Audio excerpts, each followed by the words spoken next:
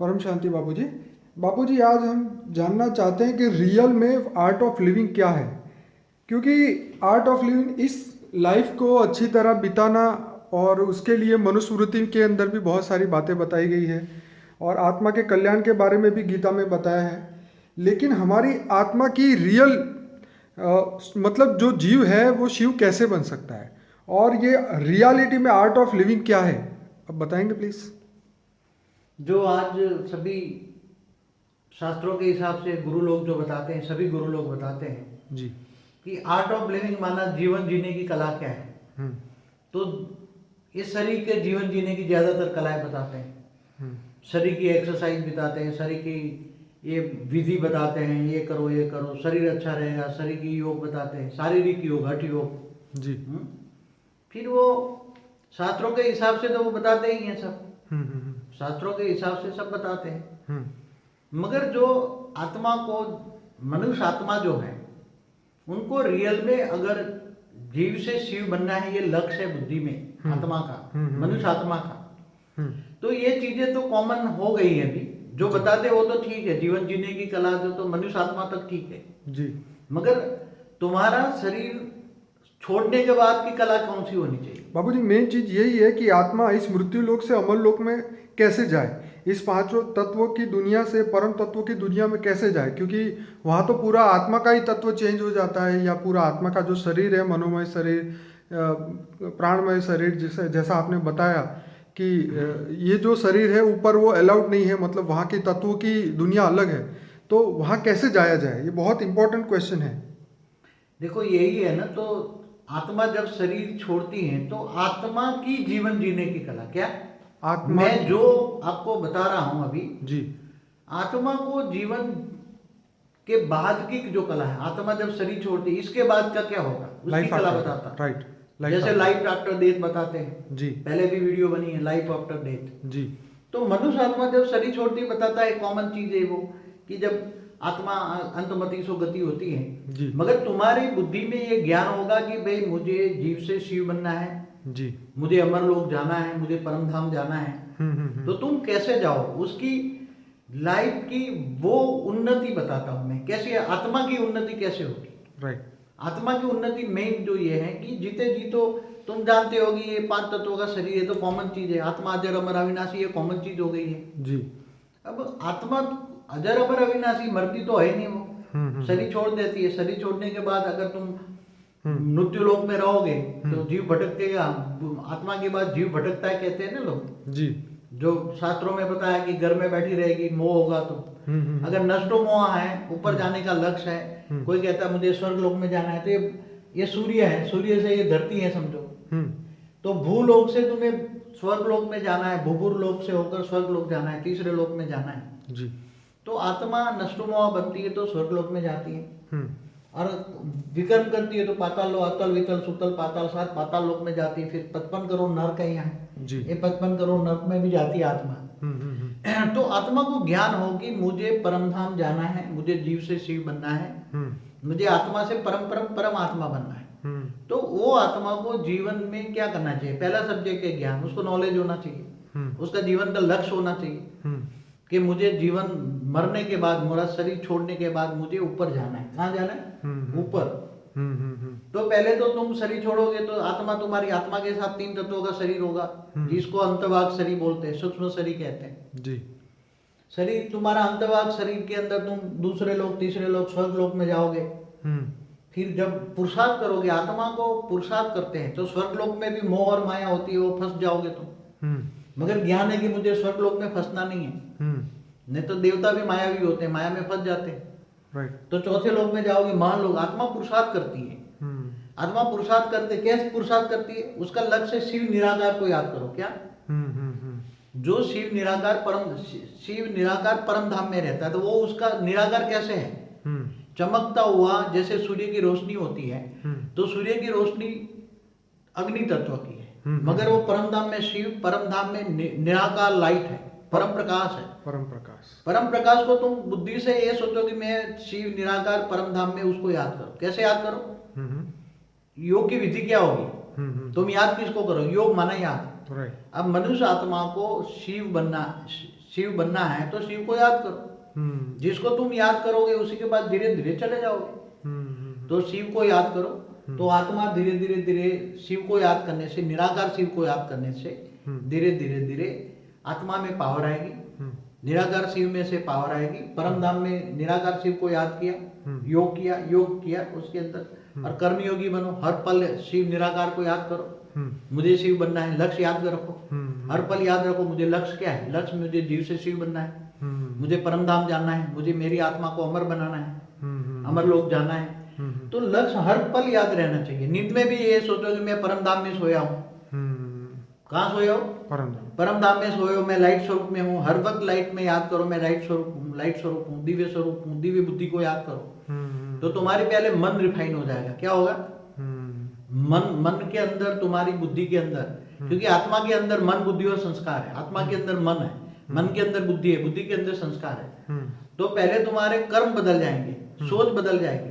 और हमेशा ये सोच रहे हो सारे विश्व का कल्याण करो, किसी के लिए नेगेटिव सोचना बंद करो। Always be positive. पॉजिटिव होंगे तो पॉजिटिव सोचो। सबको अबे परमात्मा की संतान समझो। क्या समझो?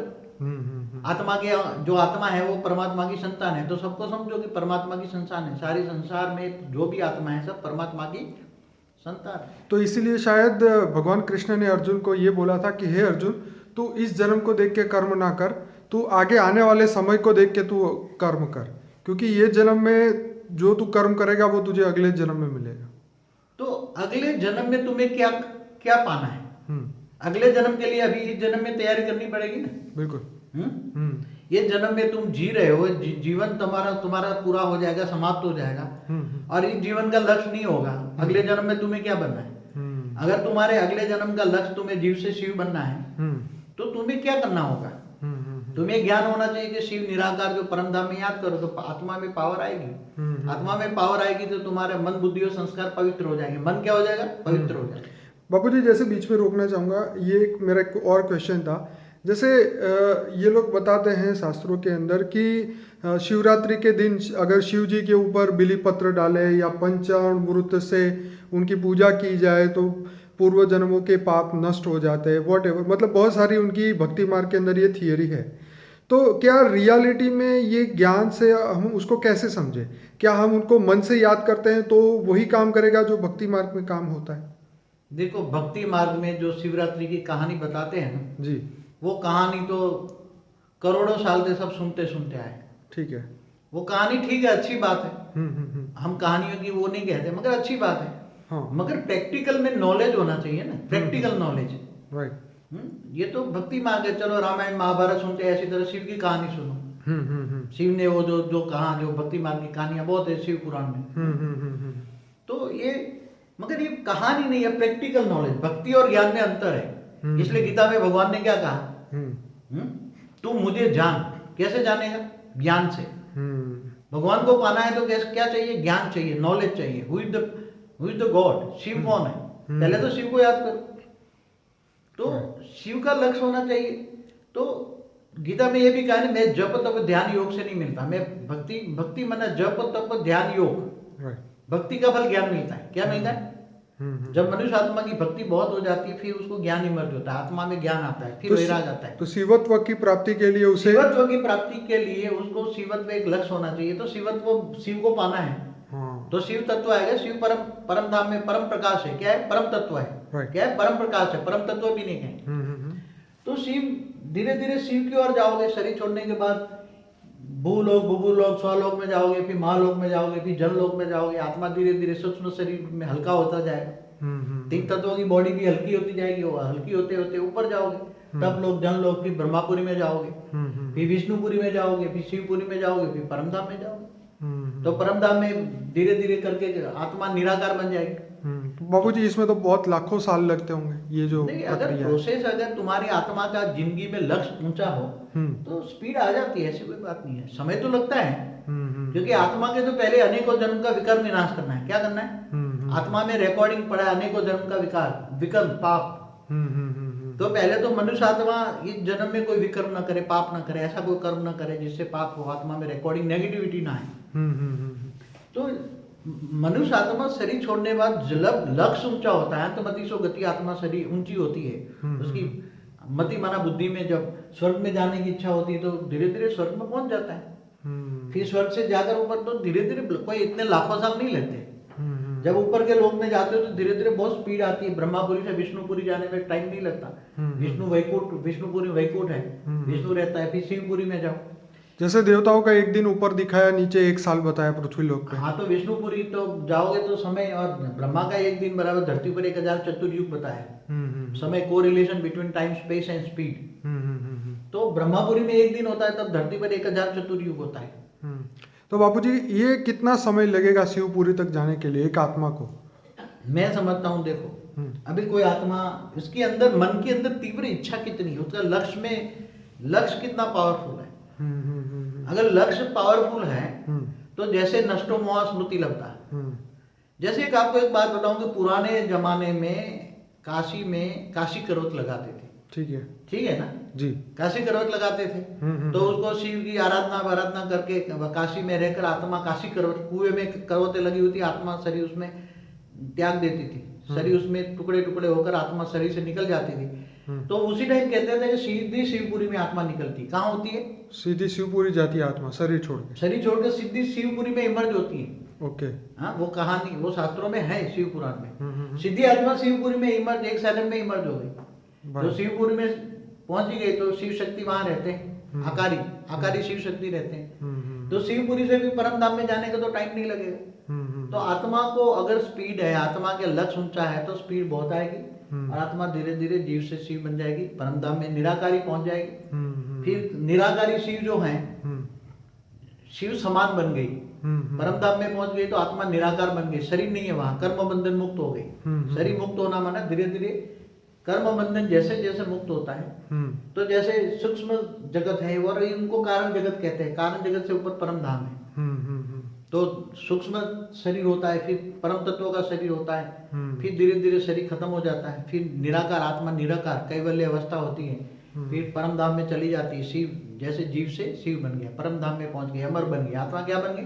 तो बापूजी वो आत्मा फिर शिव के अंदर समा जाती है, उसका अस्तित्व खत्म हो जाता है। अगर वो आत्मा की इच्छा है कि जो शिव निराकार है, लाइट है, अगर उसको मुक्ति चाहिए तो वो शिव के अंदर, लाइट के अंदर समा गई, तो उस आत्मा का अस्तित्व खत्म हो गया, तो वो मुक्त हो गई। क्या हो गई? मुक्ति हो गई। मगर जो परम धाम में आत्मा रहती है, जैसे परम धाम में आत्मा रहती है, निराकारी अवस्था में आत्माएं रहती हैं। तो निराकार अवस्था में वो रहती है तो वो जीवन मुक्ति की अवस्था में होती है। जीवन मुक्ति माना वो आत्मा का जीवन है, निराकारी स्टेज में जीवन है। निराकारी स्टेज को पूर्ण ब्रह्म भी कहते हैं। आत्मा की निराकारी स्टेज को आत्मा पूर्ण ब्रह्म हो गई। क्या हम ब्रह्मास्मि कहते हैं ना, शिवो हम शिवो, मैं शिव हूँ, शिव तो शिव बन गई। ब्रह्मास्मि ब्रह्म समान हो गई। शिव को ब्रह्म भी कहते हैं, पर ब्रह्म परमेश्वर भी कहते हैं। तो आत्मा ब्रह्म समान हो गई तो निराकार बन गई। तो निराकारी में सब ज्ञान होता है, पूरे ब्रह्मांड का ज्ञान होता है नीचे उसके अंदर। तो बापूजी एक बार ऊपर आत्मा चली गई तो वापस वो धरती लोक पे आएगी नहीं जन्म लेने? वो तो उसको पता है क्यों आएगी। वो तो अमरलोक में चली गई, परम धाम में चली गई, तो वो आत्मा क्यों आएगी? आजकल उसको मुक्ति चाहिए तो शिव के अंदर समा जाए, परम प्रकाश के अंदर समा जाए तो मुक्ति हो गई, जीवन मुक्ति। तो यही आत्मा का आर्ट ऑफ लिविंग है। यही आत्मा का आर्ट ऑफ लिविंग है ना। मैं आत्मा की आर्ट ऑफ लिविंग बताता हूँ। सभी लोग मनुष्य का जीवन सफल हो उसके लिए बताते हैं। हाँ, वो तो मगर मैं तो आत्मा का आर्ट ऑफ लिविंग बताता हूँ। Art of living of soul. तो ये शॉर्टकट है, बाकी तो उसके लिए तो बहुत ज्ञान चाहिए। मगर दूसरी मेरी वीडियो है। मगर शिव के अंदर ज्ञान हो जाता है तो शिव के फिर वो आत्मा चाहे तो महाशिव भी बन सकती है। महाशिवरात्रि मनाते हो, मगर शिव और महाशिव के डिफरेंस पता नहीं है। आज महाशिवरात्रि के दिन होता है ना, महाशिव साल में एक बार आती है, शिवरात्रि हर महीने आती है। तो शिव और महाशिव का क्या डिफरेंस है? महाशिव है कि अनंत कोटि ब्रह्मांडों का मालिक, शिव एक ब्रह्मांड का मालिक है। एक ब्रह्मांड का मालिक माना, एक प्रकाश वर्ष माना, एक सोलर सिस्टम, और गैलेक्सी माना, आकाशगंगा माना, महाशिव माना महापरम धाम का मालिक। तो शिव को आत्मा जब परम धाम में चली जाती है तो परम तत्व, परम प्रकाश की हो जाती है आत्मा, परम प्रकाश की हो जाती है। तो उसके अंदर फिर महापरम धाम माना महाशिव के पास भी जाने की शक्ति आ जाती है, नॉलेज आता है। तो जर्नी ऑफ सोल होती है। क्या होता है? Journey of soul. तो कई आत्मा की ग्रुप बनकर कई आत्मा निराकारी परम धाम में बैठे हैं, तो वो निराकार का एक ग्रुप बनाकर वो निराकार आत्माएं जर्नी करती है। तो ये परम धाम से फिर महापरम धाम, माना गैलेक्सी के सेंटर पॉइंट में महाशिव जहाँ रहता है, महापरम धाम है, वहां जाती है। तो महाशिव को भी प्राप्त होती है, वो धीरे धीरे महापरम धाम पहुंच जाती है। तो महापरम धाम में जैसे परम धाम है ऐसे वो महापरम धाम है, जहाँ महाशिव रहता है, महाब्रह्मा रहता है, महाविष्णु रहता है, महाइंद्र रहता है। तो गैलेक्सी माना अरबों ब्रह्मांड है, उसके अंदर अरबों सूर्य है, अरबों सूर्य, अरबों ब्रह्मांड, अनंत कोटि ब्रह्मांडों का मालिक है महाशिव। तो महाशिव जब महाकाल बनता है तो अनंत कोटि ब्रह्मांडों को अपने रोम रोम में समा लेता है, वो शास्त्रों में लिखा है। तो महाशिव बन गई वो आत्मा और महापरम धाम में चली गई। अगर उसी आत्मा को और ट्रैवल करनी है और आगे जाना है तो उसको नॉलेज आ जाता है। महाशिव बनने के बाद परम महाशिव का नॉलेज आता है। तो वहां से भी आगे ग्रुप ऑफ जो आत्माएं, महाशिव कैटेगरी की आत्माएं जो हैं, वो यूनिवर्स के सेंटर पॉइंट में परम महाशिव रहता है। तो परम महाशिव के पास भी जा सकती है आत्मा। तो आत्मा चाहे तो आत्मा जीव से शिव बनेगी, पहले शिव से महाशिव बनेगी, महाशिव से परम महाशिव बनेगी, यूनिवर्स के सेंटर पॉइंट में जाएगी, वहां परम महापरम धाम है, वहां जाएगी, फिर इसे भी आगे जा सकती है। मगर एक बार जीव से शिव बनने के बाद टाइम नहीं लगता, वो 1 सेकंड के अंदर महापरम धाम पहुंच सकते। कितनी? 1 सेकंड। उनके पास आत्मा में परम प्रकाश की शक्ति आती है, उसकी अनंत गुनी शक्ति आती है, अनंत परम प्रकाश की शक्ति आती है, करोड़ों सूर्य की रोशनी आती है। कितनी? आत्मा में करोड़ों सूर्य की रोशनी आती है। कितनी? करोड़ों सूर्य। जब जीव से शिव बन जाता है तो ये शिव के अंदर कितनी पावर है, उसमें करोड़ों सूर्य की रोशनी चला सकता है। और महाशिव के पास कितनी होगी? वो करोड़ों सूर्य तो उसके आसपास घूम ही रहे हैं सेंटर पॉइंट में, गैलेक्सी में नहीं घूम रहे, आकाश गंगा में। करोड़ों सूर्य माना करोड़ों ब्रह्मांड, करोड़ों।